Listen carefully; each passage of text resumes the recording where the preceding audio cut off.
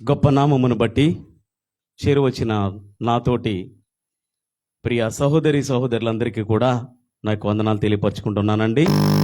అలాగే bright ministries వ్యవస్థాపకులు brother Salmon రాజు గారికి, వారిని ప్రేమించి ఇచ్చిన భార్య, వారి యొక్క సంపూర్ణ కుటుంబానికి కూడా నా యొక్క ప్రత్యేక వందనాలు తెలియపరచుకుంటున్నాను. ఈనాటి అధ్యక్షులు ఈ యొక్క సమయాన్ని ఇచ్చినటువంటి భాస్కర్ గారికి నా యొక్క వందనాలు తెలియపరచుకుంటూ, దేవుడు నాకు ఇచ్చినటువంటి ఈ యొక్క గొప్ప రక్షణను బట్టి దేవుని నామంలో దేవునికి సువార్త ప్రకటించాలి, ఆయన గురించిన కొన్ని విషయాల్ని నేర్చుకున్న మట్టుకి ప్రకటించాలనే ఉద్దేశంతో ఇక్కడ నిలబడడం జరిగింది. దయచేసి మీతో పాటే నేను కూడా మీ యొక్క సహోదరుణ్ణి ఇక్కడ నిలబడి చెప్పుతుండగా, నేను కూడా మానవ మాత్రమే కాబట్టి నా నోటి ద్వారా ఏదన్నా మీకు అర్థం కాని మాటలు వచ్చినా, లేదంటే నాకు తెలియకుండా నేను ఏదైనా చెప్పినా దేవాదేవుడు నన్ను క్షమించిన గాక, అలాగే మీరు కూడా నన్ను క్షమిస్తారని దయతో నేను వేడుకుంటూ ఉన్నాను. ఒక చిన్న మాట చదువుకుని అపోస్తల కార్యములు 20వ అధ్యాయము 28వ వచనం.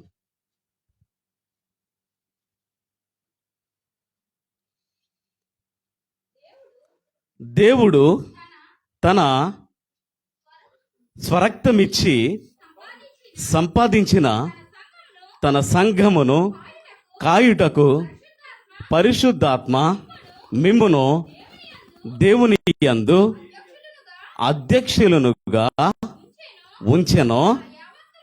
ఆ యావత్తు మందను గూర్చియు మీ మట్టుకు మిమ్మును గూర్చియు జాగ్రత్తగా ఉండుడి. హల్లెలూయా, హల్లెలూయా. ఏం చెప్పబడతా ఉందండి? దేవుడు తన స్వరక్తమిచ్చి సంపాదించుకున్నటువంటి ఈ యొక్క సంఘాన్ని కాపాడుకునే పరిస్థితుల్లో ఇక్కడ నిలబడటానికి దేవుడు అవకాశం ఇచ్చి ఉన్నాడు. హల్లెలూయా. అర్థమైందండి? ఇక్కడ నిలబడటానికి ప్రతి ఒక్కరు కూడా అర్హులే. అయితే దేవుని నామాన్ని, దేవుని వాక్యాన్ని అనుసరించి, ఆయన కట్టడలను అనుసరించి, ఆయన యొక్క నామంలో సరి అయిన బాప్తిస్మం తీసుకుని ఆయనతో గనక మనం నడిచినట్లయితే ఆయన యొక్క స్వార్థను మనం చాటి చెప్పవచ్చు. హల్లెలూయా. గత వారం అలాగే ఆ క్రిందటి వారం కూడా మనకి మన కేరళ పాస్టర్ గారు, తంగయ్య గారు చక్కని మాటలు మనందరికీ చెప్పున్నారు. హల్లెలూయా. ఆయన ఏం చెప్పారండి? సంఘాన్ని నడిపించే క్రమం గురించి, మనం చేసే భక్తి విధానం, ఆత్మీయ జీవితం గురించి అనేక మాటలు మనం విని ఉన్నాం. హల్లెలూయా. ఆ మాటలను బట్టి మేమైతే చాలా ఆదరించబడ్డాం. ఆయన పాస్టర్గా రాలేదు కానీ స్వార్థికుడిగా పరిచర్య చేశాడు. ఆమేన్. బ్రైట్ మినిస్ట్రీస్ యొక్క ముఖ్య లక్షణం కూడా ప్రతి ఒక్కళ్ళు కూడా స్వార్థికులుగాను, పరిచారకులుగాను, ఎక్కడైతే దేవుడు లేడో ఆ ప్రదేశాలన్నీ కూడా పరిపూర్ణం చేయాలనే ఉద్దేశంతో అనేక మందిని తయారు చేయాలని దేవుడే మన సాల్మోన్ గారికి మంచి ఆలోచన ఇచ్చి, ఇక్కడ నిలబడ్డానికి యోగ్యత లేని నాలాంటి నా యొక్క సహోదరులు ఇంకా ఉన్నారు, వారిలాంటి అందరినీ కూడా తయారు చేయడానికి గొప్ప శక్తిని, ఆలోచన ఇచ్చి ఇక్కడ దీన్ని నిర్మించడం జరిగింది.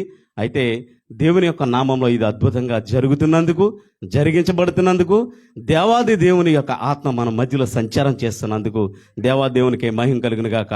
అందరం రెండు చేతులు ఎత్తి ఒకసారి దేవునికి స్తోత్రం అర్పిద్దామా? హల్లెలూయా, హల్లెలూయా, హల్లెలూయా.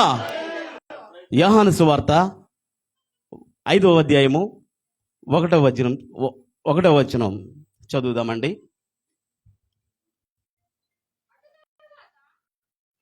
అటు తరువాత యూదుల పండుగ ఒకటి వచ్చెను గనుక యేసు యెరూషలేమునకు వెళ్ళెను. యెరూషలేములో గొర్రెల ద్వారము దగ్గర హెబ్రీ భాషలో బెతస్దా అనబడిన యొక్క కోనేరు కలదు. దానికి 5 మంటపములు కలవు. ఆయా సమయములకు దేవదూత కోనేటిలో దిగి నీళ్లు కదలించుట కలదు. నీరు కదలింపబడిన పిమ్మట మొదట ఎవడు దిగునో వాడు ఎట్టి వ్యాధి గలవాడైనను బాగుపడును. గనుక ఆ మండపములలో రోగులు, గుడ్డివారు, కుంటివారు, ఊచకాలు చేతులు గలవారు గుంపులుగా పడియుండిరి. అక్కడ 38 ఏండ్ల నుండి వ్యాధి గల ఒక మనుషుడుండెను. హల్లెలూయా. ఈ చదవబడిన వాక్యం దేవుని వెనుకల్లో దీవె మాకు పోసిన ఆయన, మమ్మల్ని కన్నవాడవు నాయన. దేవా నాయన, మీరైతే మమ్మల్ని మీరు చూసుకున్నారు, కానీ మేమేమి చూస్తున్నాము, మీకోసం మేమేం చేస్తున్నామని దేవా మేము ఒకసారి ఆలోచన చేసుకోవాల్సిన పరిస్థితులు మా ముందుంచినందుకు స్తోత్రాలు. అయ్యో నాయన, నీ వాక్యం చెంతకు మేము వచ్చి ఉన్నాం. మీరిచ్చిన జీవం ఇదే నాయనా. నీ జీవాన్ని మాలో నింపండి. గొప్ప జీవజలములు గల ఓటని దేవా మేము తీసుకొని దేవా దాన్ని బట్టి శక్తిని, బలాన్ని పొందుకోవటానికి నీ సహాయం ప్రసాదించమని అడుగుతా ఉన్నాను. అయ్యో ఎన్నిక లేని వాడిని దేవా నాయనా, దరిద్రుడను దుష్టుడిగా ఉన్నప్పుడు దేవా, ఓ నాయన, అనేక దెయ్యముల చేత పట్టి పీడిస్తూ ఉన్నప్పుడు వాటి నుండి నన్ను తప్పించి నాయన, నీ సంఘములో నాయన ఒక బిడ్డగా నన్ను వాడుకుంటున్నాయన నాయన, నీ సువార్త ప్రకటించడానికి నన్ను నిలబెట్టుకునే దానిని బట్టి స్తోత్రాలు నాయన. నాయన, నేను మాట్లాడే నా నాలుక, నా పెదవులు మీ ఆధీనంలో తీసుకోండి నాయన. నాయన, కేవలం మీరు మాత్రమే ఉండాలి నాయన. నాయన, నేను పలికితే అశాశ్వతము కానీ నాయన మీరు పలికే మాట నిత్య జీవము, నిత్య శాశ్వతము గలది. అయ్యో మీరు మాత్రమే ఉండండి నాయన. మీ ఆత్మ సంచారం మా మధ్యలో జరిగించండి. ఇక్కడ ఏ విధమైన అల్లరి, దుష్టుని యొక్క చేష్టలు ఇక్కడ జరిగించకూడదు నాయన. పెద్దల్లో ఎంత మాత్రం నిద్రాత్మను రానివద్దు నాయన. నాయన, మీ పరిశుద్ధాత్మతో నాయన ఈ పండారం అంతా నింపండి. నీ వాక్కుతో మాతో మాట్లాడండి. పరిశుద్ధ నామంలో అడిగి వేడుకుంటూ ప్రార్థన చేస్తున్నాను దేవా, ఆమేన్. అందరం కూర్చుందామండి.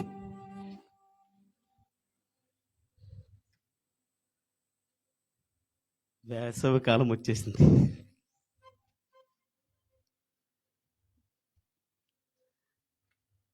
దేవాదేవుడు మనల్ని ఈరోజు ఎన్నుకుని తను మనకు దయచేసినటువంటి వర్తమానం బెతస్దా కోనేరు. హల్లెలూయా, హల్లెలూయా, హల్లెలూయా. బెతస్దా కోనేరు అందరికీ తెలుసు కదండి. బెతస్దా కోనేరు దగ్గర ఒక రోగి పడి ఉన్నాడు. ఆ రోగి దేవదూత వచ్చి ఆ నీళ్లు కదిలిస్తున్నప్పుడు ఆ రోగి ఏం చేస్తున్నాడంటే ఆ నీటిలో పడకుండా నిలబడి చూస్తూ ఉన్నాడు. అతను అలా క్రమేపీ 38 సంవత్సరాల నుంచి అతని జీవితం అంతా ఆ కోనేరు దగ్గరే అయిపోయింది. హల్లెలూయా, అంతే కదండి. బెతస్దా కోనేరు అనగా ఏమిటి?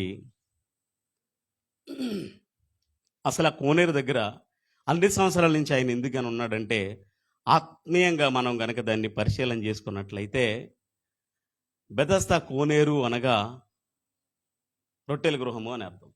హల్లెలూయా, హల్లెలూయా. ఇక్కడ ఈ యొక్క బెతస్దా కోనేరు దగ్గర అటు తర్వాత యూదుల పండుగ ఒకటి వచ్చెను గనుక యేసు యెరూషలేమునకు వెళ్ళెను. యెరూషలేములో గొర్రెల ద్వారం దగ్గర హెబ్రీ భాషలో బెతస్దా అనబడిన ఒక కోనేరు కలదు. దానికి 5 మంటపములు కలవు. ఆయా సమయములకు దేవదూత కోనేటిలో దిగి నీళ్లు కదిలించుట కలదు. నీరు కదిలింపబడిన పిమ్మట మొదట ఎవడు దిగునో వాడు ఎట్టి వ్యాధి గలవాడైనను బాగుపడును. హల్లెలూయా. దేవుని నామానికి స్తోత్రం కలుగును గాక. దేవుని యొక్క ఆత్మ మన మీద ఎప్పుడు కూడా సంచారం చేస్తూ ఉంటుంది. దేవుడు పిల్లలు అనబడిన ప్రతి ఒక్కరి మీద కూడా దేవుని యొక్క ఈ సీసీ కెమెరా ఇదేదైతే ఉంటుందో అటువంటి డ్యాగ్ కొన్న మన మీద ఉంటుంది. హల్లెలూయా. మనం చాలా జాగ్రత్తగా ఉండాలి. హల్లెలూయా. ఎందుకంటే దేవుని నమ్ముకోవడానికి మనం బయలుదేరినప్పుడే దుష్టుడు మన వెనకాల రెడీగా వచ్చేస్తాడు. ఎందుకంటే మనం ఈ భూలోకంలో తిరుగుతున్నంతసేపు, సినిమాలు షికారులు మన ఇష్టానుసారంగా ఉన్నంతసేపు దుష్టుడు ఎంత మాత్రం మన దగ్గర రాడు. ఎందుకంటే వాడు మన ఫ్రెండే కాబట్టి. చూసి అనుకుంటాడు, సరే ఈయన మన ఫ్రెండే కాబట్టి ఈయన జోలికి మనం వెళ్ళవసరం లేదు అనేసి వెళ్ళిపోతూ ఉంటాడు. హల్లెలూయా. అయితే దేవుని దగ్గరకు వచ్చినప్పుడు ఏమవుతుందంటే అనేక కష్టాలు, ఇబ్బందులు, ఇరుకులు, శోధనలు మనిషి మీదకి వస్తూ ఉంటాయి. హల్లెలూయా. ఎందుకంటే ఒక మనిషి మారడం దుష్టుడికి ఎంత మాత్రం కూడా ఇష్టం లేదు. ఆమేన్. ఆ దినము ప్రభువైన యేసుక్రీస్తు వారు ఆ యొక్క ప్రదేశం గుండా వెళ్తున్నప్పుడు ఏమైందంటే, ఆ ప్రదేశం గుండా వెళ్తున్నప్పుడు సుమారుగా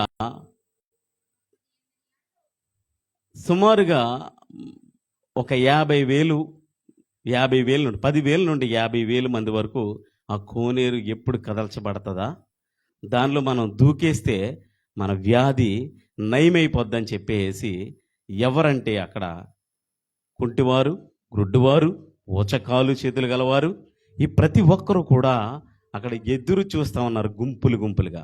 ఆమేన్. ఇంచుమించు వాళ్ళకి భోజనాలు ఏర్పాట్లన్నీ కూడా అక్కడే చేసుకుని చూస్తున్నారేమో. హల్లెలూయా. ఎందుకంటే వాళ్ళకి కావాల్సింది స్వస్థత. ఆమేన్. రోగం అనగా ఏదో కాదు, కానీ రోగం అనగా దెయ్యమే. ప్రవక్త మనకు చెప్పిన మాట, రోగము అనగా దెయ్యము. వాళ్ళందరూ దెయ్యము పట్టి పీడించబడుతున్న వాళ్ళు. హల్లెలూయా. హల్లెలూయా. ఆత్మీయంగా మనం చెప్పుకోవాలంటే ఈ లోకంలో తిరుగుతున్న ప్రతి ఒక్కళ్ళు కూడా రోగస్తులే. హల్లెలూయా. హల్లెలూయా. నా మాటలు అర్థమవుతున్నాయని నేను అనుకుంటున్నాను. హల్లెలూయా. ఈ లోకంలో పడి చెడి తిరుగుతున్నటువంటి ప్రతి ఒక్కరూ కూడా దెయ్యము పట్టి పీడించబడుతున్నటువంటి రోగులు. హల్లెలూయా. వాళ్ళకి ఏమి కావాలంటే ప్రభువు అయిన యేసుక్రీస్తు వారు అవసరం. అది ఎవరి ద్వారా అవుతుందంటే, అప్పట్లో ఆయన మాదిరి నుంచి వెళ్ళిపోయాడు, ఎలా చెయ్యండి అని. అది ఎవరి ద్వారా అంటే కేవలం నీ ద్వారా, నా ద్వారా మాత్రం అవుతుంది. దేవాది దేవుడు తన స్వరూప్యం ఇచ్చి, తన జీవాన్ని ఇచ్చి, తన జీవ గ్రంథాన్ని మనకి ఎందుకు ఇచ్చాడంటే, ఈ లోకంలో పడి చెడి తిరిగిపోతున్న అనేక మందిని రక్షించాలని. హల్లెలూయా. హల్లెలూయా. ఆ బెతెస్దా కోనేరు దగ్గర పడున్నటువంటి ఆ మనుషులు ఎంతోమంది, ఆ దేవదూత ఆ నీళ్లు కదపడానికి వచ్చినప్పుడు లోకంలో తిరుగుతున్న వాళ్ళందరూ ఏమనుకున్నారంటే, అక్కడ ఆ నది లేదంటే ఆ కోనేరు ఉన్న ప్రాంతంలో విశాలంగా ఉండడం వల్ల ఆ నీరు అటు ఇటు కదిలించబడుతుంది అంటే, కేవలం వీళ్ళు పడితే స్వస్థత పొందుతున్నారు అంటే, అక్కడ గాలి వల్ల నీళ్లు కదురుతున్నాయి కాబట్టి ఆ కదిలే నీళ్ళు వల్ల వీళ్ళు ఏదో అనుకుంటున్నారు, కానీ అది ఎంత మాత్రం సత్యం కాదని లోకంలో తిరుగుతున్న వాళ్ళు అనుకున్నారంట. హల్లెలూయా. ఎవరు అనుకున్నారండి ఆ మాట? కానీ నమ్మి విశ్వసించి నేను ఇక్కడికి వచ్చి నేను స్వస్థపరచబడతాను, దేవుని యొక్క సన్నిధిలో నేను బాగుపడతాను అనుకున్న వాళ్ళు ఏం చేస్తున్నారంటే, అక్కడ తిష్ట వేసుకుని కూర్చొని చూస్తున్నారు. వాళ్ళు దేనికోసం చూస్తున్నారంటే కేవలం స్వస్థత కోసం మాత్రమే చూస్తున్నారు. హల్లెలూయా. హల్లెలూయా. స్వస్థత అని పెట్టండి బోర్డు మీద, మనం పెద్ద బండారం తీసుకోవాలి అప్పుడు. హల్లెలూయా. ఎందుకనండి అది మనిషికి కావాల్సింది స్వస్థత అని తిరుగుతూ ఉన్నాడు. స్వస్థత మనిషిని రక్షించదు. ఈరోజు మనకు పాస్టర్ గారు చెప్పారు, ఇప్పుడు ఆకలి అయింది తినేసాము, మళ్ళీ ఆకలి అవుతుంది మళ్ళీ తింటాము, అది రొటేషన్ లైఫ్. కానీ అసలు స్వస్థత అనేది ఓకే. ఈరోజు జ్వరం వచ్చింది, మనం ప్రార్థన చేయించుకున్నాం, తగ్గిపోయింది, మళ్ళీ రాదా? మళ్ళా వస్తుంది. అయితే ఎప్పటికీ కూడా నాశనమైపోని ఆత్మను రక్షించుకోవడానికి మనం ప్రయత్నం చేయాలి. హల్లెలూయా. హల్లెలూయా.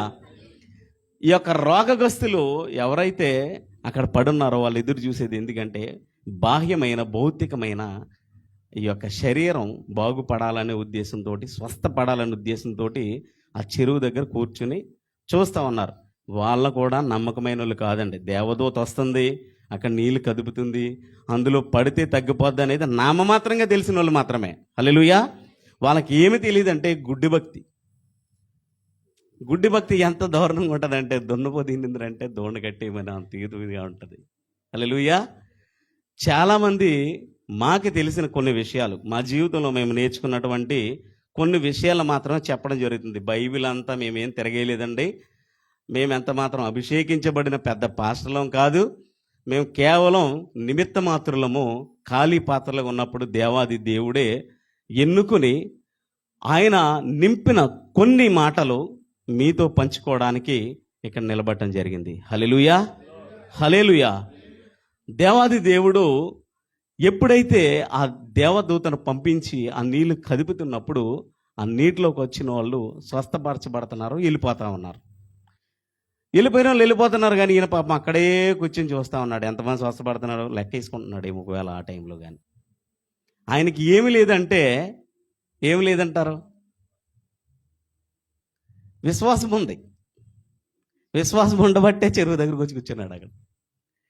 ఆయనకి ఏమి లేదు, చలనం లేదు. నేను ఏమైనా సరే నేను వెళ్ళి పడాలి, నేను నేను స్వస్థత పొందాలి అనే ఆయనకి ఆసక్తి కానీ ఆతృత కానీ లేదు. హల్లెలూయా. ఎందుకు లేదంటే రావడం మట్టుకు వచ్చాడు, కానీ ఆయన ఒడ్డుకు కూర్చొని లెక్కలు వేసుకుంటున్నాడు ఎంతమంది పడొచ్చి వెళ్ళిపోతున్నారు ఏంటనేది. కానీ ట్రై చేస్తూ ఉన్నాడు, నేను పడాలి, ఏమైనా నేను పడాలని చెప్పేసి. ఆమేన్. అయితే అవి స్వస్థపరచబడాలని చెప్పేసి చూస్తూ ఉన్నారు, కావట్లేదు. ఆ యొక్క దూత వస్తుంది, నీళ్ళు కదుపుతుంది.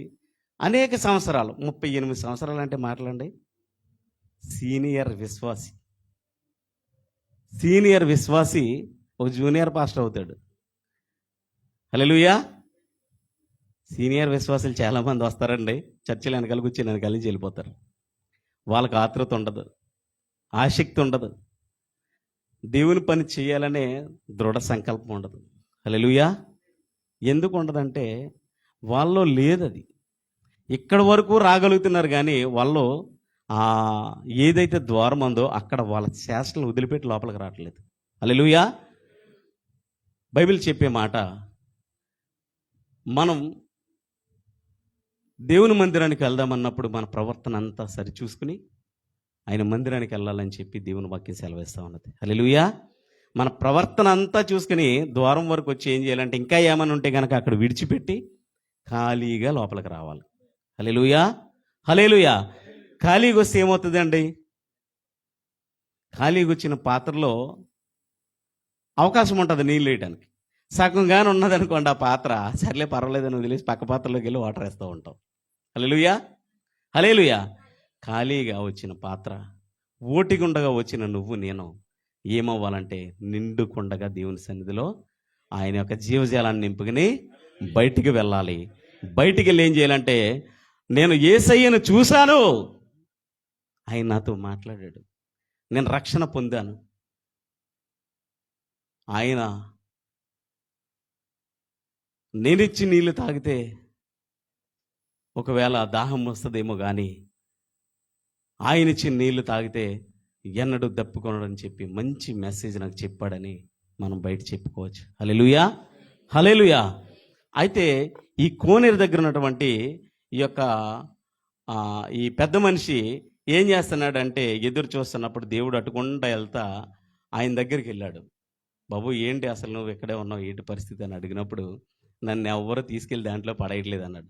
ఆయనకి ఇంచుమించు ఆయన రోగం ఏదో కాదు, కానీ మహా అయితే గట్టిగా షుగర్ వచ్చి కూర్చున్నాడని చెప్పేసి వినికిడి. ఇక్కడ రోగం రాయబడలేదు, ఆయనకు వచ్చిన రోగం ఏదీ లేదు. ఆయనకి షుగర్, మధుమేహం. మధుమేహం ఉండటం వల్ల కాలు ఆయనది తినేసింది, అది పరిస్థితి అయింది. అయితే దాని నుండి ఆయన ఏం చేస్తున్నాడంటే ట్రై చేయట్లేదు, వెళ్ళి పడదాం స్వస్థపడొచ్చు అని చెప్పేసి. అటువంటి పరిస్థితుల్లో దేవుడే దగ్గరికి వెళ్ళి ఏం చేశాడంటే, ఒకసారి చదువుదామమ్మా. ఆ రోగి ఆ నీళ్లు కదిలింపబడినప్పుడు నన్ను కోనేటిలోనికి దించుటకు నాకెవ్వడను లేడు గనుక నేను వచ్చినంతలో మరి ఒకడు నాకంటే ముందుగా దిగునని ఆయనకు ఉత్తరం ఇచ్చెను. యేసు, నీవు లేచి నీ పరుపెత్తుకుని నడువమని వానితో చెప్పగా వెంటనే వాడు స్వస్థత నొంది తన పరుపెత్తుకొని హల్లెలూయా, దేవుని నామానికి మహిమ కలుగును గాక. దేవాది దేవుడే ఆయన దగ్గరకు వస్తేనే కానీ ఆయన స్వస్థపరచబడలేదు. హల్లెలూయా. ఒక మాట ఉందండి, ఒకడు నీటిలో మునిగిపోతా ఉన్నాడంట. ఆయన మునిగిపోతున్నప్పుడు పడవ వేసుకుని ఒక ఆయన వచ్చి, రాయ్య నువ్వు పడవలోకి వచ్చి అంటే ఆయన పడవలోకి రాలేదు. కారణం ఏంటంటే, నేను దేవుణ్ణి నమ్ముకున్నాను, దేవుడు వచ్చి నన్ను పడవలో వేసుకుంటాడని చెప్పాడంట. సరే ఓకే అని చెప్పేసి ఇంకొక ఆయన హెలికాప్టర్ వేసుకొచ్చాడంట. నువ్వు వచ్చేసి నా చెయ్యి పట్టుకో రమ్మని చెప్తే ఆయన అన్నాడంట, లేదు లేదు, దేవుడు వస్తాడు, దేవుడు వచ్చిన తర్వాత ఉండి నన్ను రక్షిస్తాడని చెప్తే ఆయన మునిగిపోతా ఉన్నాడంట. మునిగిపోతా ఉండి మొత్తానికి మునిగిపోయి చనిపోయాడు. చనిపోయిన తర్వాత దేవుని రాజ్యానికి వెళ్తాడు కదండి. అక్కడికి వెళ్ళిన తర్వాత ఏమయ్యా, దేవుడిని నేనే క్వశ్చన్ వేసాడంటే, దేవా నిన్ను ఇంతకాలం నుంచి నేను నమ్ముకున్నాను కదా, మరి ఏంటి నన్ను రక్షించలేదు, నువ్వు రక్షించవని ఎదురు చూశాను నేను, నువ్వు రాలేదు ఏంటి అని అడిగితే, నేను నీ దగ్గరికి 2 సార్లు 3 సార్లు వచ్చాను, నువ్వు వచ్చిన ప్రతిసారి కూడా నన్ను అవాయిడ్ చేసావు, అందుచేత నువ్వు రక్షింపబడలేదు, చనిపోయావు. నీ కోసం వచ్చిన ప్రతిసారి నేను ఒక మనిషిని పంపించాను, లేదా నేనే వచ్చాను. దేవుడు మన దగ్గరికి రాడండి, ఎవరో ఒకళ్ళ రూపంలో ఆయన వాక్యం వస్తుంది. హల్లెలూయా, హల్లెలూయా. దేవుని వాక్యం మన దగ్గరికి వచ్చినప్పుడు ఏం చేయాలంటే దాన్ని మనం తీసుకోవాలి, స్పేస్ ఇవ్వాలి దానికి. హల్లెలూయా, హల్లెలూయా. చెప్పేవాడు ఎలుగెత్తి చెప్పాలి, వినేవాడు ఆమీన్ అని చెప్పాలి. దాన్ని ఆత్మ ద్వారా పొందుకోవాలి. హల్లెలూయా. ఇక్కడ చెప్పబడే ఏవి మా సొంత మాటలు కాదు, కానీ దేవుని యొక్క మాటలు అయి ఉన్నది. హల్లెలూయా. దేవుని మాటలు అనగా దేవుని యొక్క జీవం, ఆయనే జీవమై ఉండను, ఆ జీవం మన మధ్యలో సంచారం చేస్తూ ఉన్నది. హల్లెలూయా, హల్లెలూయా. దేవుడు మనకిచ్చింది ఏదైనా ఉందంటే, ఆయన ఆదిలో సశరీరుడిగా భూమి మీదకి వచ్చినప్పుడు కాకుండా ఏదోను తోటలో ఆయన శరీరాన్ని ధరించుకొచ్చి ఆ యొక్క మన్నుని తీసుకొని మనల్ని తయారు చేసి, ఆయన మనలో వేసిన జీవం, ఆయన తన్ను తానుగా చూసుకుని మనల్ని తయారు చేసి, తను తానుగా తయారు చేసుకున్నంటే చాలామంది ఏమనుకుంటారంటే, దేవుడు ఆత్మ కనుక ఆత్మలా తయారు చేయాలి కదా మనల్ని. ఈ శరీరాలు ఇవన్నీ తన తానుగా ఎలా వచ్చినాయి? తన్ను తానుగా దేవుడు ఆయన భూమి మీద రాక మునిపే ఆయన శరీరాన్ని ధరించుకుని ఉన్నాడు. హల్లెలూయా, హల్లెలూయా. అర్థమవుతున్నాయండి? ఆదిలో దేవుడు ఆత్మగా ఉన్నాడు అని చెప్తారు, అవును కదండి. కానీ ఆత్మగా ఉన్న దేవుడు స్వరూపాన్ని మన రూపంలో ఎలా చూసుకున్నాడు? ఆయన రూపంలో మనల్ని ఎలా తయారు చేశాడు? హల్లెలూయా, ఆమేన్. ఆయన అప్పుడే తన శరీరాన్ని ధరించుకుని మహిమ శరీరంతో భూమి మీదకి వచ్చాడు కాబట్టి అవ్వ ఆదములకు అదే మహిమ శరీరాన్ని ఇచ్చాడు. అది పోగొట్టుకున్న కారణం చేత మనం ఈ రీతిగా ఉన్నాం. హల్లెలూయా. పాయింట్ అర్థమైందండి? అలాంటి విషయాలు తెలుసుకుంటే వాక్యం చదువుతూ ఉన్నప్పుడు కొన్ని విషయాలు తెలుస్తాయి. హల్లెలూయా, హల్లెలూయా. ఇప్పుడు మనం సెమినరీలు ఏమో నడిపించట్లేదు, మిమ్మల్ని తిరిగి కోచింగ్లు ఏమి వేసిలే లేదు. ఎందుకంటే మీరు కానీ భయపడకండి, మాకు అంతంత మాత్రమే తెలిసి వచ్చినాయి చెప్తున్నాం. హల్లెలూయా, హల్లెలూయా. మనకు త్వరలో పాస్టర్ గారు రాబోతున్నారు, ఆయన వస్తే మాకు భారం తగ్గిద్ది, మేము కూడా కూర్చుని చాలా విషయాలు నేర్చుకుంటాం ఆయన ద్వారా. హల్లెలూయా. అందరూ ప్రార్థన చేయండి, పాస్టర్ గారు మన మధ్యలో క్షేమంగా రావాలని, ఆయన మనతో ఉండాలని, మనతో గడపాలని, అనేక సేవలు ఈ బ్రైట్ మినిస్ట్రీస్కి అందించాలని మీరందరూ కూడా మీ మీ ప్రార్థనలో కూడా జ్ఞాపకం చేసుకోండి. హల్లెలూయా. మంచి పాటలు, మంచి వాక్యం, చక్కని పరిచర్య, మంచి అనుభూతి కలిగినటువంటి మంచి దైవ సేవకులు మనకు రాబోతూ ఉన్నారు. ఇంతకాలం నుంచి మన యొక్క బ్రదర్ సాల్మోన్ గారి మీద ఉన్నటువంటి భారం కొంత తగ్గుద్ది, ఆ ఉన్నదంతా కూడా దేవుడు చేసుకుంటాడు. హల్లెలూయా, హల్లెలూయా. అయితే ఈ కోనేరు దగ్గర ఈ యొక్క ఈ కాలు దెబ్బ తిన్న ఈయన స్వస్థత పొంది బయటికి వెళ్ళినప్పుడు ఏమైందంటే, అప్పుడే ప్రభువైన యేసుక్రీస్తు వారి మీద ఏమైందంటే అభియోగం మోపబడింది. ఏమని? యూదులు ఈయన బాగుపడిన తర్వాత కూడా ఆయన ప్రశ్నించడం మొదలుపెట్టారు. 5:19 ఒకసారి చూద్దామండి. 19వ వచనం. కాబట్టి యేసు వారికి ఇట్లు ప్రత్యుత్తరం ఇచ్చెను, తండ్రి ఏది చేయుట కుమారుడు చూచెనో అదే కాని తనంతట తాను ఏదియు చేయనేరడు. హల్లెలూయా, హల్లెలూయా. దేవాదేవుడు ఆదిలో ఉండి ఆయన చక్కని విధానంతో మనిషిని తయారు చేశాడు.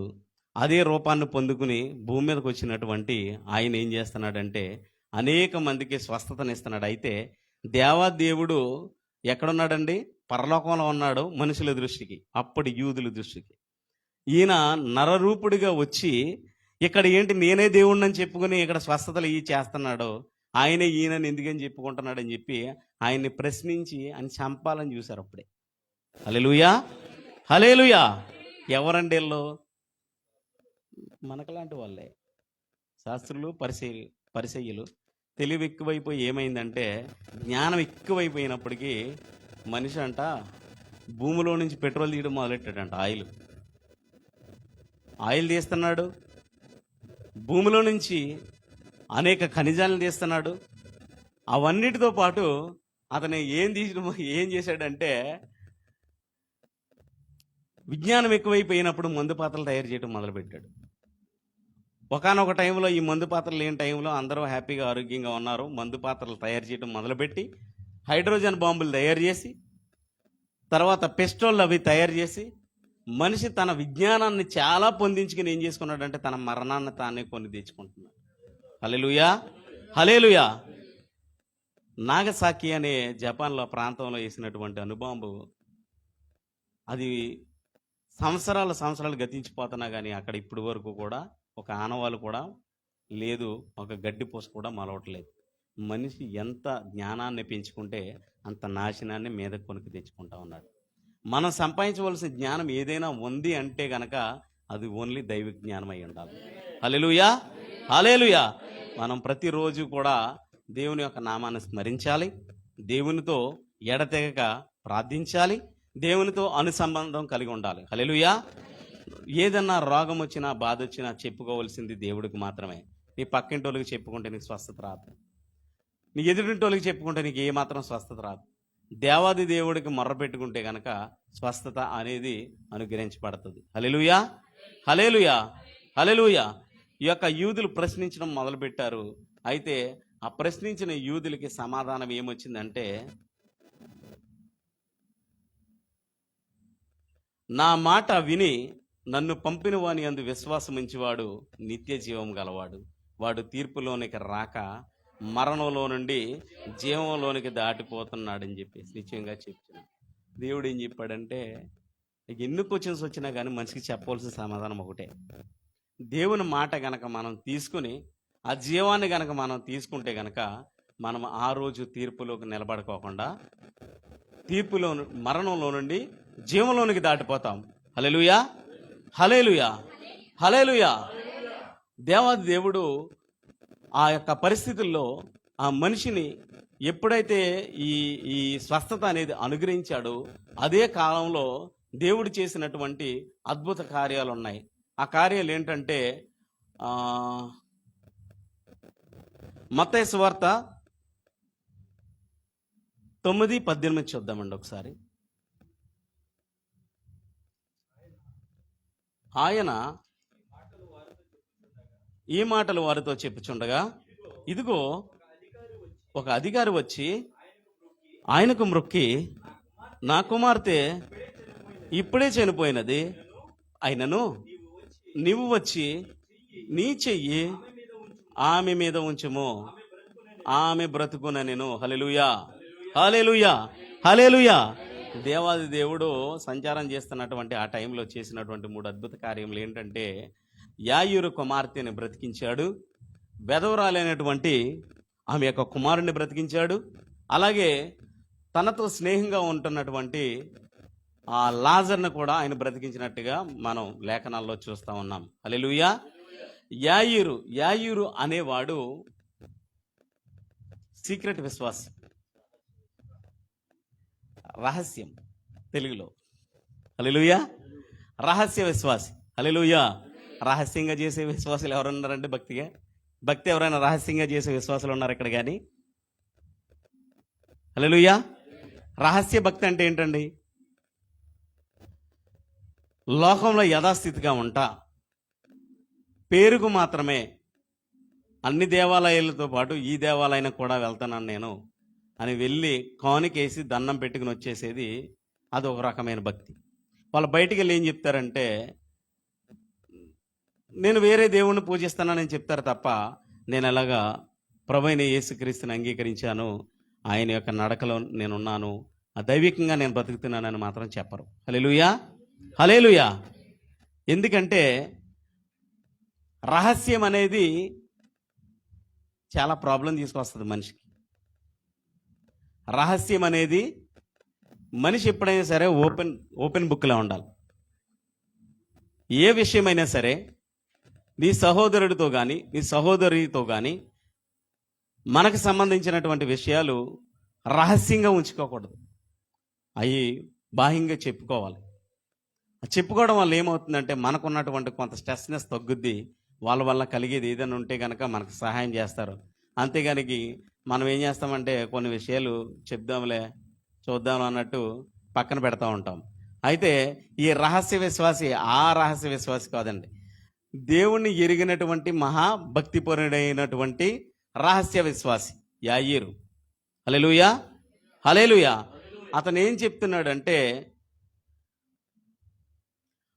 ఆయన ఈ మాటలు విని ఆయన ఈ మాటలు వారితో చెప్పుచుండగా ఇదిగో ఒక అధికారి వచ్చి ఆయనకు మ్రొక్కి నా కుమార్తె ఇప్పుడే చనిపోయింది, అయినను నీవు వచ్చి నీ చెయ్యి ఆమె మీద ఉంచుము, ఆమె బ్రతుకునని.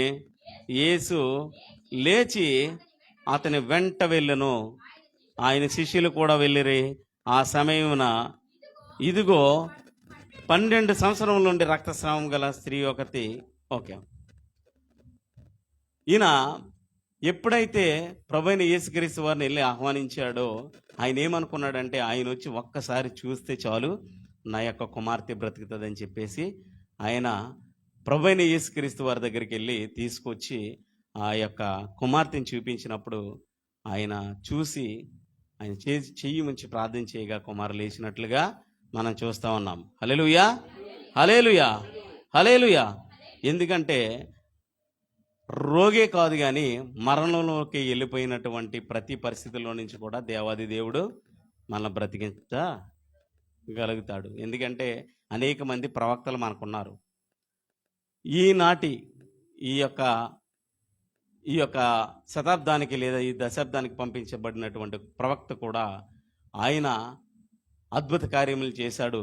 తన సొంత భార్యనే, చనిపోయిన భార్యని ఆయన చేతిలో చెయ్యేసి ప్రార్థించగా ఆమె బ్రతికింది. ఆయన చావు బతుకులో ఉండి ప్రార్థన చేయగా ఆమె బ్రతికింది. అది మన కళ్ళు ముందున్నటువంటి నిజం. హల్లెలూయా, హల్లెలూయా. ఎందుకంటే దేవుణ్ణి నమ్ముకున్న ప్రతి ఒక్క బిడ్డకి కూడా స్వస్థత అనేది మనకిప్పుడు 2025 సంవత్సరాల క్రితమే మనకు అనుగ్రహించబడింది. మనం కొత్తగా స్వస్థత పొందుకోవడానికి ఏమీ లేదు, కానీ మనం చేయవలసింది ఏంటంటే ఆయన రాజ్యానికి వారసులం కావడానికి మాత్రమే మనం ప్రయత్నం చేయాలి. హల్లెలూయా, హల్లెలూయా. అయితే 1వ రాజులు 17:22 చూద్దామండి ఒకసారి.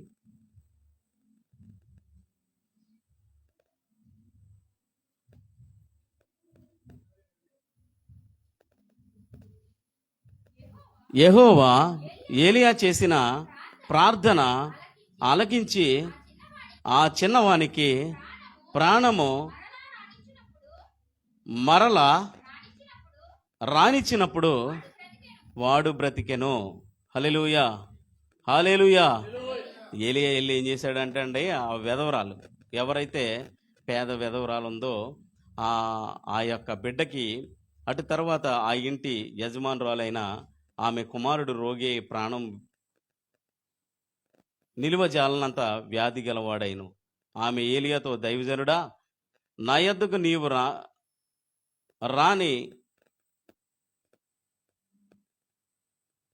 రానిమిత్తమేమి?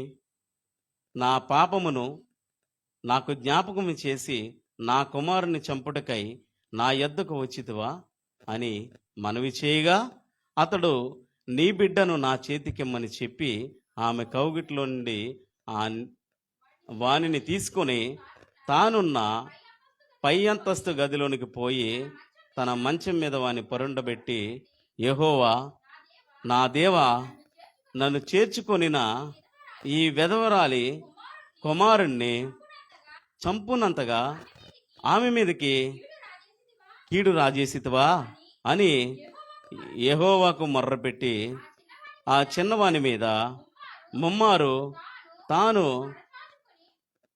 పారచాచుకొని, యెహోవా నా దేవా, నా మొర్ర ఆలకించి ఈ చిన్నవాని ప్రాణము మరలా రానిమ్మని యెహోవాకు ప్రార్థింపగా, యెహోవా ఏలియా చేసిన ప్రార్థన ఆలకించి ఆ చిన్నవానికి ప్రాణం మరలా రానిచ్చినప్పుడు వాడు బ్రతికెను. హల్లెలూయా, హల్లెలూయా.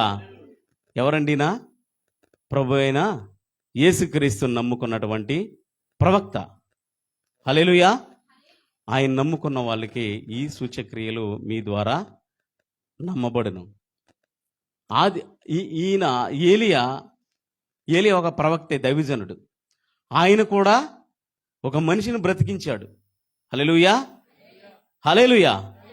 నువ్వు నేను ఈ యొక్క దేవుని నమ్ముకుని ఈ భక్తిలో కొనసాగుతున్నటువంటి నువ్వు నేను కూడా ఒక ప్రవక్త, ఒక ప్రవక్తిని అయి ఉండాలి. హల్లెలూయా. దేవుని దృష్టిలో మనం ఏమై ఉండాలంటే ఒక గొప్ప అద్భుతమైన శక్తులుగా దేవుని సన్నిధిలో ఎదగాలి. దేవుని స్తోత్రం కలుగును గాక.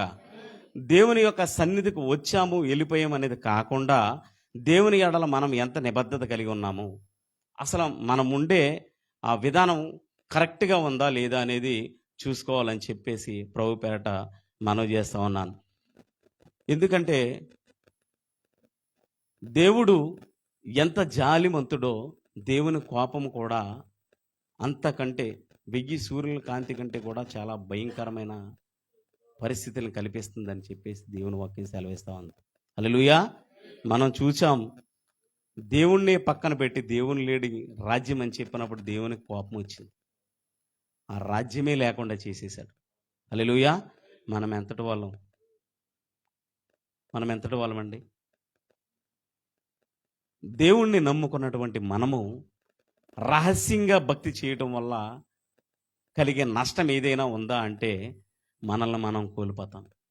హల్లెలూయా, హల్లెలూయా. అంటే ఈ రహస్యం అనే మాట ఏంటంటే, మా చిన్నప్పుడు క్రిస్టియన్ స్కూల్, మిషనరీ స్కూల్ ఏదైనా ఉంటే దాన్ని ఎటకారంగా ఏమనేవారు అంటే కెడతానోళ్ళ స్కూల్ రాదనేవాళ్ళు.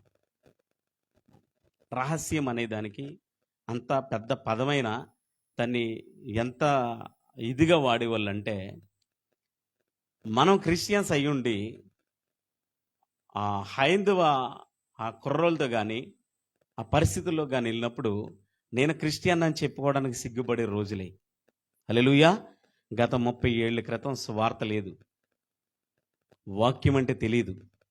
తెలిసిందల్లా మా ప్రాంతాన్ని కనుక మేము చూస్తున్నాం కాబట్టి అక్కడ ఒకటే తెలుసు, సాయంత్రం అయినప్పటికీ సారా కొట్టి తెలుసు, దెయ్యం పట్టుకుంటే తాళ్ళు కట్టడం తెలుసు, ఎవరికి వాళ్ళు వెళ్ళి వాళ్ళ పొట్ట కోసం వాళ్ళ పని చేసుకుని బతకడం తెలుసు, కొత్త బట్టలు సంక్రాంతి రోజున కట్టుకుని ఊరేగడం తెలుసు. దేవుడు ఎవరో తెలియదు. ఒకవేళ దేవుడు ఎవరని తెలిసినా కానీ రహస్యంగా బ్రతికే విశ్వాసులు ఎంతోమంది. హల్లెలూయా, హల్లెలూయా. ఎక్కడికైనా వెళ్ళి ధైర్యంగా నేను యేసుప్రభుని నమ్ముకున్నాను అని చెప్పాలంటే ఖచ్చితంగా మన దగ్గర ఈ జీవగ్రంథం ఉండాలి. ఎందుకంటే దీనిలోని కనుక మనం తీసుకుంటే అది కనుక మనకి నిండితే నిండి ఇలా పొర్లుపోయినా పర్వాలేదు, అనేక మందికి వెళ్ళిపోద్ది. దాన్ని కనుక మనం నింపుకుంటాం స్టార్ట్ చేసామంటే అనేక మందికి మనం రహస్యంగా ఉండవలసిన పని లేదు. హల్లెలూయా.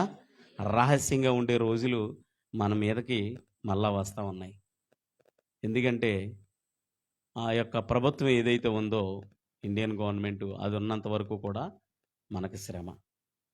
అది ఎంతకాలం ఉంటుంది అనేది కూడా తెలియదు. ఎందుకంటే ఇప్పుడు ఢిల్లీ కూడా వాళ్ళదే అయిపోయింది, దాన్ని మనం ఏం చేయలేము. అక్కడ ఉన్నదల్లా ఏంటంటే అఘోరాలు వెళ్ళి ఆ యొక్క కలుషితమైన నీటిలో స్నానం చేస్తా, అందులో అనేక రకాలు, అంతమంది వెళ్ళినప్పుడు దానిలో ఏమన్నా చేయొచ్చు వాళ్ళు ఆ జనాల్లో నుంచి. ఆ భయంకరమైన కలుషితమైపోయిన నీటిలోకి పెద్ద పెద్ద సెలబ్రిటీస్ కూడా వెళ్ళి వాళ్ళతో పాటు మునిగి ఆ బట్టలు లేకుండా అంధభక్తి చేస్తూ ఉంటే అదే నిజమని చెప్పి దాన్ని నమ్ముకుని దాని వెనకాల పడతా ఉన్నారు. హల్లెలూయా. అటువంటి మధ్యలోకి వెళ్ళి నేను క్రిస్టియన్ అని చెప్పగలుగుతావా? రహస్యంగా ఉంటావా? కొంతమంది క్రైస్తవులు ఉన్న చోటకి వెళ్ళి నేను క్రైస్తవుని అని చెప్తాం. అంతమంది ఉన్న చోట లేదా కొంతమంది ఉన్న చోటకి వెళ్ళి నేను దేవుణ్ణి నమ్ముకున్నాను, ఆయన నాకు రక్షణ ఇచ్చాడు, ఆయన ఇచ్చిన విలువైన రక్షణ బట్టి నీకు సువార్త చేస్తున్నాను, ఆయన నీకోసం ఆయన శరీరాన్ని ధరించుకుని వచ్చి ఆయన నీకోసం మరణించాడని ఎవరికైనా సువార్త చెప్పగలుగుతామా? చెప్పలేం. ఎందుకంటే రహస్యంగా ఉండిపోతాం. దేవునికి రహస్యం ఇష్టం లేదండి. దేవునికి కావాల్సింది వెలుగెత్తి చాటాలి. హల్లెలూయా. వెలుగెత్తి చాటినప్పుడు అది ఎప్పుడైతే వెలుగుతుందో ఆ వెలిగింది దీపస్తంభం మీద ఉండాలి. ఆ వెలిగేది ఎప్పుడు కూడా క్రొవ్వొత్తిలా ఉండకూడదండి, మైనపొత్తిలా ఉండకూడదు. అది ఇక్కడ ఉన్నంతసేపు వెలుగుతుంది, కాసేపు అయినప్పుడు కారిపోద్దాలి.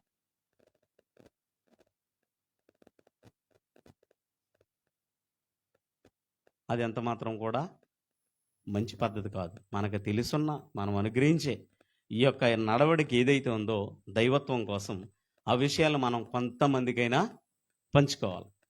పంచుకోవాలంటే పరిచర్య చేయాలి. పరిచర్య చేయాలంటే ఎవరో ఒకరిని కనీసం దొరికిన వాళ్ళని ఎత్తుకొస్తూ ఉండాలి.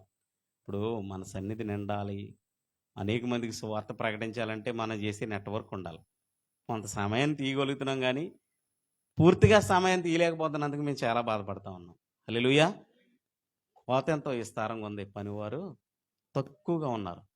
ఎందుకంటే అండి ఆ మాటకు అర్థం, కరోనా టైంలో అంతమందికి ఒకేసారి రోగం వచ్చినప్పుడు డాక్టర్లు తక్కువైపోయారు. హల్లెలూయా. హల్లెలూయా. ఇప్పుడు మనం ఒక ఈస్ట్ గోదావరిలోనో మన సైడో ఉండి చూసుకుంటే కనుక చాలామంది ఉన్నారు కదా పాస్టర్లు అని చూస్తాం. ఆయన మొన్న వచ్చి చెప్తుంటే అసలు ఏమీ లేదు బయట. ఆయన చెప్పేది ఒక 2-3 జిల్లాల్లో మాత్రమే పరిచయం ఉంది. బయటికి వెళ్ళి మనం ఏమీ చేయలేకపోతున్నాం. కనీసం వాళ్ళు చేసే వాళ్ళకైనా సపోర్ట్ చేయండి అని చెప్తున్నాడు. కానీ మనం చేయటానికి కూడా మన చేతులు ముందుకు రావట్లేదు. అది కాకుండా ఆయన చెప్పిన మాటల్లో బాగా ఆకట్టుకున్న మాట సంఘం కోసం ఏంటంటే, సంఘాన్ని అలా వదిలిపెట్టేస్తే కనుక సేవకుడి మీద వదిలేస్తే ఆయన ఏం చేయలేడు. 4 చేతులేస్తే సంఘం, 4 చేతులేస్తే ఆ సంఘాన్ని మనం పటిష్టం చేయొచ్చు. అది ఏ రకంగా అయినా కానీ. హల్లెలూయా. దేవుడు అందుకే స్టార్టింగ్లో ఒక మాట చదువుకున్నాం కదండి, తమ తమ అధ్యక్ష పదవులు ఏవైతే ఉన్నాయో సంఘంలో ప్రతి ఒక్కరు కూడా బాధ్యత కలిగి నిర్వర్తించాలి. హల్లెలూయా. ఒకళ్ళు చేసే పనిలోకి ఇంకొకరు వెళ్ళక్కర్లేదండి. వాకింగ్ చెప్పమన్నారా, బ్రదర్ మీరు వాకింగ్ చెప్పండి అంటే నిలబడి వాకింగ్ చెప్తాం. ఓకే సార్, దేవుని స్తోత్రం. మీరు సౌండ్ చూసుకోండి అన్నారా, ఓకే సార్ మీరే చెప్తుంది. ఇది తుడవాలా, తుడుస్తామండి. మా సంఘాల్లో ఉన్నటువంటి రాజమండ్రిలో ఉన్న సంఘం ఒకటి ఉంది. డాక్టర్లు కలెక్టరేట్లో పనిచేసే వాళ్ళు చెప్పుల దగ్గర ఉంటారండి. వాళ్ళు ఏం చేస్తారంటే బయట నుంచి వచ్చి వాళ్ళు చెప్పులు తీసుకుని అలా పెట్టి నెంబర్ ఇస్తారన్నమాట, కర్రల్లో పెట్టి. హల్లెలూయా. వాళ్ళ రేంజ్ ఏంటంటే గెజిటెడ్స్. హల్లెలూయా. మరి మనం ఏం చేస్తున్నాం? రహస్యంగా ఉండిపోతున్నామా?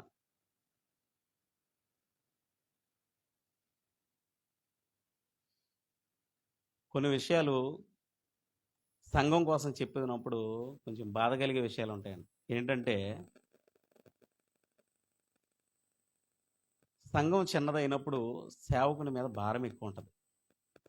ఆ భారంతో పాటు దాన్ని అనుకరించి దాని వెనకాల తోడపాట్లు ఉన్నటువంటి వారి మీద కూడా అధిక భారం ఉంటుంది. ఎందుకంటే కొన్ని విషయాలకి సమాధానం చెప్పుకోలేరు. హల్లెలూయా.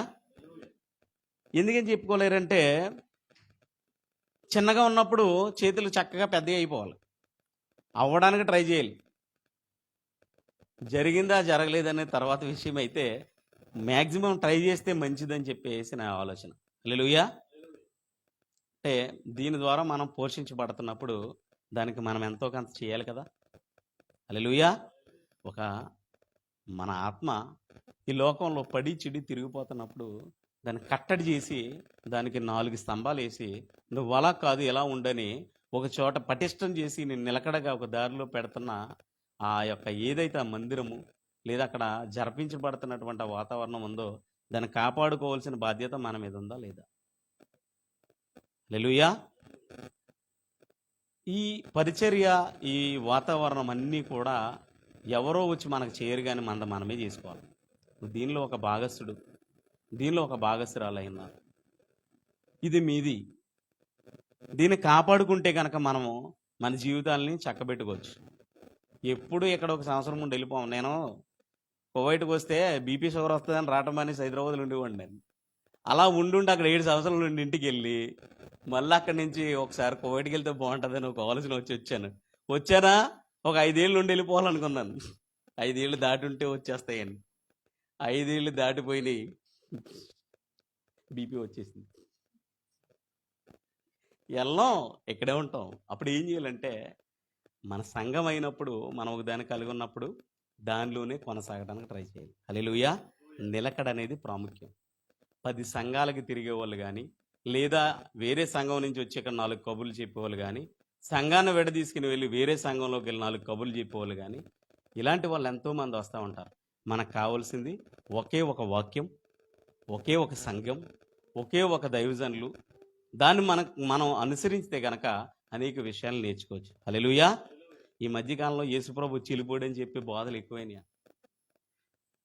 యేసుప్రభు వచ్చి వెళ్ళిపోవటం ఏంటి? వచ్చి వెళ్ళిపోతే ఇద్దరు తిరగలు విసురుతుండగా ఒకళ్ళు వెళ్ళిపోతారు, ఒకళ్ళు విడవబడతారు. ఇద్దరు కోత కోస్తూ ఉండగా అందులో ఒకళ్ళు వెళ్ళిపోతారు, ఒకళ్ళు విడవబడతారు. ఎక్కడైనా జరిగిందా?